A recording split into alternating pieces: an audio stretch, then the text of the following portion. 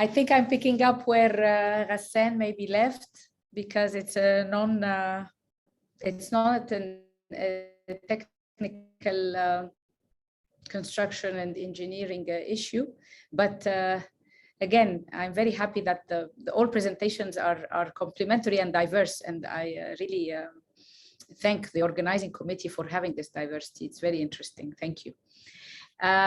What I'm presenting is maybe picking up on something that Ghassan said when he said that people in Qatar, in Muharraq, some of them, he said maybe 50% of them live in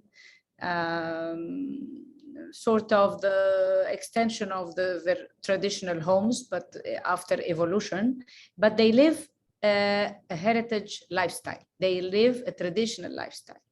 So it's this lifestyle that I'm focusing on as being an element that has been sustaining our physical heritage in historic Cairo because of patterns of socio-physical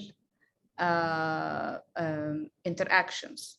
And I would like you all to kind of try to focus on that. That's what we want to show here, that we've been talking about the physical aspect of heritage, but then we have a part of it that is non-physical, intangible, and is very much an integrated part of the heritage and a reason for its survival without much intervention, and also a source of threat, because if we change the givens and the conditions of that living heritage, it might negatively affect the artifact that we focus on. So without due, let me start. Just a second, I'm trying to, voila. Heritage, simply stated, is what we value and want to pass on to generations to come. The living heritage, meaning it is effortlessly sustained so far, without much planned and organized and coordinated intervention. So this presentation draws upon excerpts from unpublished, previously conducted empirical studies and projects and works that I've been involved in, mainly through my private consultancy firm, Shehayeb Consult. But then I'm bringing a lot of that into the teaching and the program that I founded 4 years ago and still building. And Bruno has touched upon it in its early years. Okay, what the living heritage? Socio-physical patterns. What do I mean by that? I mean, for example, patterns of raw material production and sales in a geographic proximity. This is a map in part of historic Cairo, Bab al-Sha'riyah, where we have seasonal sweets manufactured and sold on a particular day, which is the birthday of the Prophet Muhammad, al-Mawlid. The preparation takes 2 months and the sales 24 hours. It's a wholesale, the rest of the year, it's a wholesale market of sweets, of handmade sweets, of small factory sweets, all developed in the, produced in the vicinity. So maybe some of you think it is a medieval heritage. It's 300 years old in the location, at least we have proof of that. If we look at the geography and the types of streets, we see that one street has the upper, can you see my cursor? Can you see my cursor moving? Yes, we can. Okay, so the northern street has the raw materials. So it has certain syrups and powders and all kinds of things and wrapping papers things, and it's a permanent market for raw materials. And then we have along the side streets, perpendicular to the main street, it's narrow, it's pedestrian dominant, but it's main meaning it's very publicly frequented by users from all over the city. So we have the factories. The factories range from an apartment, a basement, a multi-story building, an old building occupied, whatever. And then we have the sales is in the southern street. So if we look at this diagram, the numbers of passers-by in the sales street rather than the raw material street. If we look at segments of the street, just to give you a little bit of context, urban context, both ends, the southern end and the northern of these two streets are very, very public spaces of Cairo. The upper one, the northern one, has the train terminus of Cairo. So it is a hub of metro stations, buses, trains, everything. So you can see the reflection of that is that segment of the street is very public on the edges of both sides. And in the middle, it's more private and it's more catering to people who live nearby neighborhoods. So you find the grocery store, the pharmacy, the little bookshop, and which caters to the commercial ground floor use, caters to more of the living there rather than the manufacturing and the sales. Okay, so this is a sample. There are many places like that. Here is how they are manufactured. Of course, there are issues of control and hygiene and standardization and modernization that can either maintain handmade sweets in the or completely abolish it and transfer it to robot-run factories in industrial areas in new cities outside. They're all facing in all our cultures and all our countries. This is the day of the sales, where you have those dolls with sweets in them. And I tell you, it's an event. The wrapping stays for the last 48 hours. No one sleeps. It's fascinating to visit and exciting to go and buy this there. Of course, we can buy the sweets anywhere in the city, but it's fun to buy it in Cairo, still surviving, and with this pattern of raw materials production and sales in proximity. It's like an ecosystem. This is the tent makers market, for example, but there are many, many more that are still surviving. Second pattern, home and work proximity. Now, not just the production and sales, but also living nearby. So when we go to historic Cairo, we find that 83% of the population was born there. More than 50% walk on foot to work. This is an ideal sustainable neighborhood where you don't need to travel to work, where you don't need motorized transportation to go to work. So again, if we apply sustainability measures to such patterns, we see that they are top of the list in sustainability.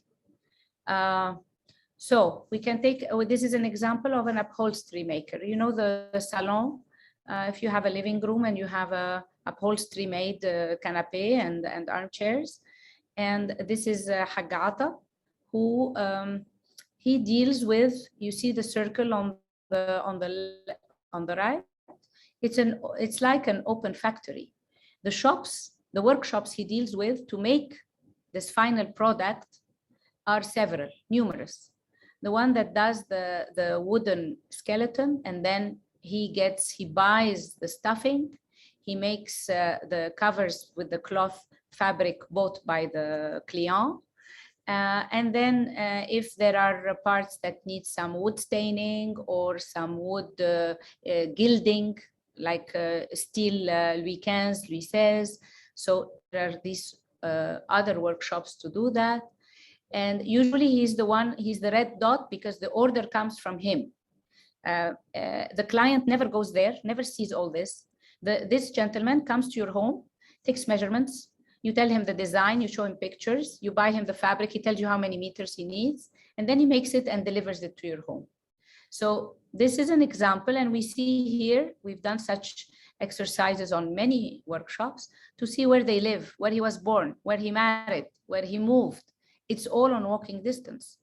He has workshops and he has storehouses and he has showcase rooms because he has children who also work as menuisier or mobilier. So they do the wooden meuble and together they have a showcase. So it's a family business dispersed geographically.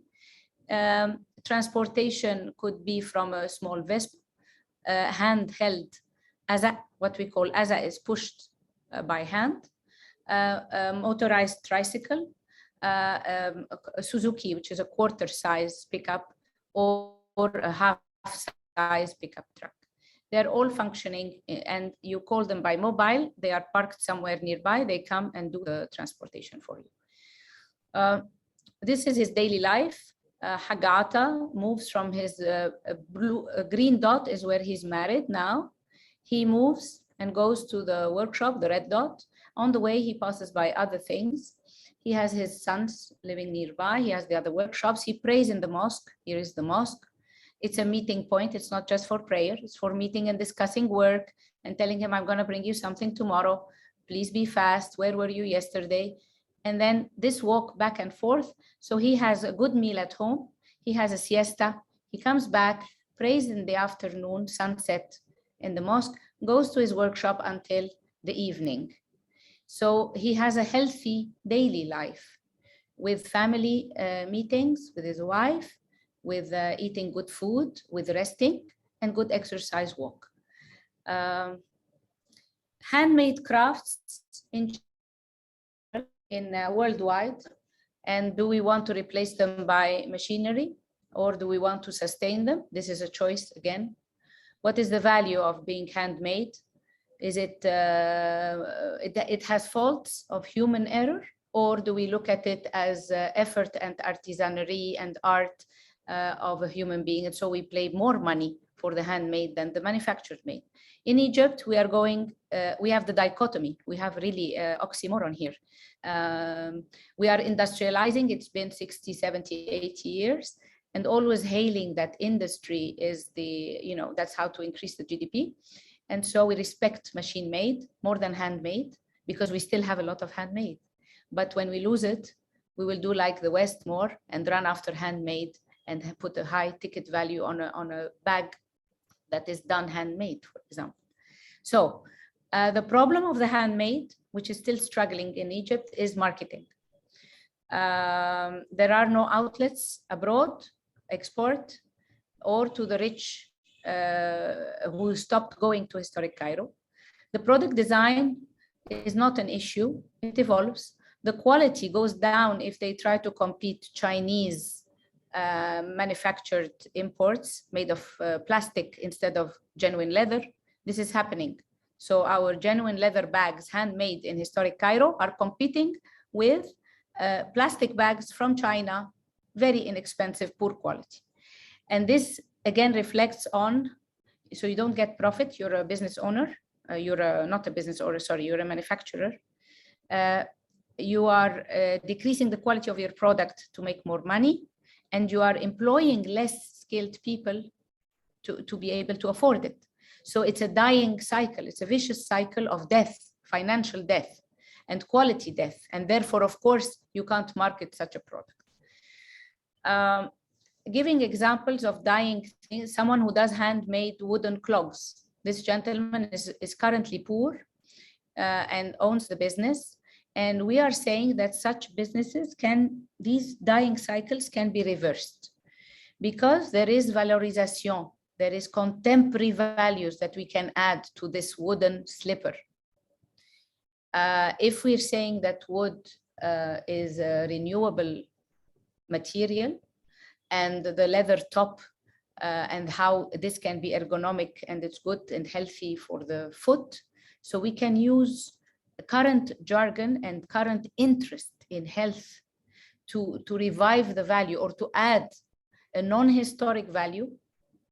Maybe we find it in history as well. I'm not a historic expert. I work with the living now. And I say that we can complement historic value for what it is, the past, who we are, with contemporary and trendy value. We did such studies. We see the economics, we see what they market. We've studied such businesses recently in a 2022 study commissioned by the World Monument Fund around Bab Zuwayla in historic Cairo. And this is the kind of analysis that we're trying to do, seeing contemporary value can be increased, the socio-cultural value, because these slippers are used in mosques for charity. There is historical value that we have forgotten, economic growth potential. So of course, this is not a deeply studied result, because if we do it seriously, we need really multidisciplinary teams. This was an initial team to start such a project to be done for certain promising productions, because they are the soul of historic Cairo. In the UNESCO, I was asked in 2013 a question: what is the character of historic Cairo? The people or the place? The answer was neither. It was neither the people or the place. It was the activity.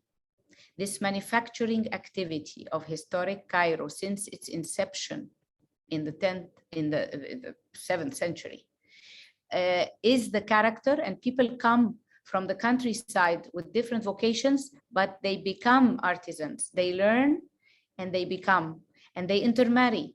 And it's a web of socio-physical proximities that sustain that character. So the production, lifestyle of working and producing and sales and having visitors to thematic markets is the real character, essence of historic Cairo, of the place. So if we want to use it for tourism and increase income and save it for its worth for those who live in it and for those who visit it and for those who cherish it, we have to understand that. This is another one who's working on cleaning utensils, but they are all made of natural material. The person himself, now the manufacturing doesn't occur nearby. This is another scenario. It occurs in the countryside, far in the Delta, because it's cheaper labor. And the client is not a passerby. The client is big institutions, mostly government institutions, who need 1,000 mats, 2,000 brooms, you know, that kind. So that's his business. He's doing very well. And he doesn't know that his business can have another dimension. If we look that it's all natural material, coming from palm trees, coming from rice byproducts of rice agriculture, of corn. It's amazing. It's amazing. Feathers, natural feathers, bamboo. And again, if this is studied from a contemporary lens, a lot can be marketed. Maybe it's healthier to use such cleaning devices at home than others, for example. Guido mentioned the challenge with having new technologies and new material is that we don't guarantee their long-lasting effect. But here we have a history of proof of its effect. The fourth pattern is the spatial configuration of the place that allows a certain activity, what we call activity settings, to occur. The shops and the workshops are tiny. The work is all in the open air, in the public space, but it's not causing any problem because these public spaces are pedestrian dominant. And the transportation of goods is done with very small size mobility means of transportation, like we saw, moving at very slow speeds. It is an ecosystem that is self-balanced. There is what we call self-adjustment occurring on daily basis. So a lot of these handmade things are done in front of the shop without taking much room. But we analyzed one, for example, wood carving workshop, and you see the variety. I mean, they do parts of umbrellas, the mechanism of the wooden umbrella that is used in most of the hotels and the summer resorts on the Mediterranean. The rich buy these umbrellas because the wooden mechanism of the umbrella doesn't rust. We have humidity in the north coast along the Mediterranean. So the fabric is again from the Shehayeb, from the tent makers. So the umbrella is manufactured in several workshops, But this guy does the mechanism. But he also carves, he gives artists from Faculty of Fine Arts tree trunks that are the appropriate size and shape for a statue they want to do. So he has a lot of clientele from fine arts. He does miniatures, he does wooden plates, he does a zillion things. And his clients are all kinds. Those who are far by commission, those who are industrial, those who are passerby, even the tourists, German tourists. When we were interviewing him, the German tourists couple stood by and said, lovely, I do this as a hobby at home. I have a wood carving machine at home, but we don't have such businesses handmade anymore. So if you look at the map to the in the bottom corner, we see that he has 3 workshops, 3 stages of production. He lives nearby. The people who work with him are his nephews who live across the street. Who is holding his business is his older brother. He was born in the red dot. He married in the green spot. You know, it's all here. He married his neighbor and he lived all his life in this small area. And 10 minutes away now is his, you know, when he married, he moved to 10 minutes away. But this is where he was born and where his brother and nephew and where his wife's family used to live. It sounds funny, I know. I'm not trying to be romantic about things. I'm just saying that these are living patterns. They are still there in historic Cairo. More than 50% of the businesses work like that. When we had, after 2011, a surge of high-rise buildings, 12 stories high, came up in historic Cairo, violating all laws, because we had the government was on hold, freeze for a while, from 2011 to 2013. A lot of damage was done, yes, but who lived in those new residential expansion of historic Cairo? They are all relatives of these already there. No external came. There was no advertisement in newspapers or real estate magazines. It's all by word of mouth, by networks of marriage and of partnerships in work. So this triad of living and working and getting married in historic Cairo is very, very strong pattern. Surviving. Okay, I'm not being judgmental here and saying good or bad or ugly, but this is manufacturing, the sequences, the timings. The setting is a different thing during daytime and nighttime. At nighttime, this family still uses the space for gatherings, for daily leisure, like meeting friends and having a smoke and staying with neighbors, all the way to a birthday and a fiancé and everything. Okay, so there are conditions. We have the spatial distribution of complementary activities that is crucial for such patterns to survive. Affordable transportation, the presence of thematic markets, raw materials and end product markets, both are thematic markets. Appropriation of public space that allows that, doesn't consider it encroachment and all the stuff we are using now as a negative use of public space, and the living working tradition.